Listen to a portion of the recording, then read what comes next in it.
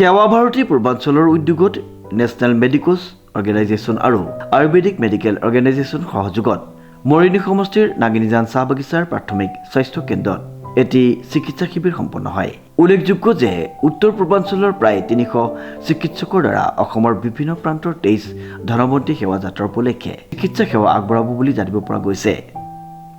বিদ্যালয়ত হৈছিলে আৰু তৃতীয়টো কাৰ্যসূচী আমাৰ এই নাগিনীজান ষ্টেটত আজি আৰম্ভ হৈছে।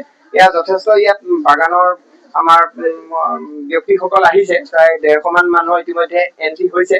আমি তেখেতলোকক সেৱা আগবঢ়াবৰ কাৰণে আমাৰ ভাৰতৰ বিভিন্ন ৰাজ্যৰ পৰা ডক্টৰ আহিছে। আমাৰ ইয়াতো প্ৰায় 2জন ডক্টৰ আৰু 2জন ষ্টুডেণ্ট আহিছে।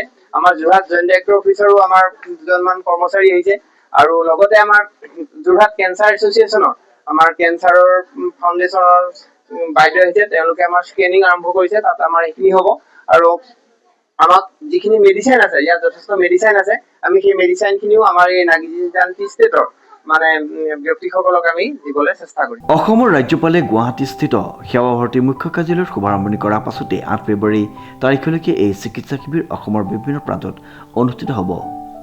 ঠিক আছে, মই সেৱা ভাৰতীক মই ধন্যবাদ জনাইছোঁ।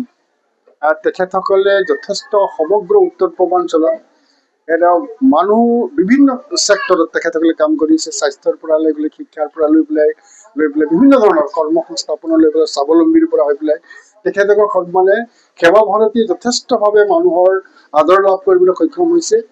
আৰু আজি তেখেতসকলে মৰিনী সমষ্টিৰ নাগিনীজান চাহ বাগিচাত একেবাৰে নাগালেণ্ডৰ সীমামূৰীয়া এখন জেগাত তেখেতসকলৰ মানে ভাৰতবৰ্ষৰ বিভিন্ন জেগাৰ পৰা কেইবাজনো ডক্টৰ আহিছে, চিকিৎসক আহিছে, যোৰহাটৰো আহিছে, আমাৰ কেঞ্চাৰ ইনষ্টিটিউটৰ আহিছে।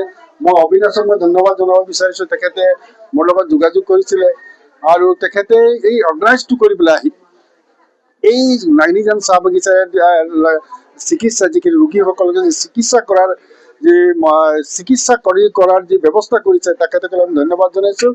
আশা ৰাখিছোঁ অনাগত দিনবিলাকে সেৱা ভাৰতীৰ যোগেদি আমাৰ যিখিনি মানুহ আছে বিভিন্ন দিশত, শিক্ষাই হওক, স্বাস্থ্যই হওক বা অন্য স্বাৱলম্বীৰ ক্ষেত্ৰতে তেখেতসকলে আগবাঢ়ি যাওক।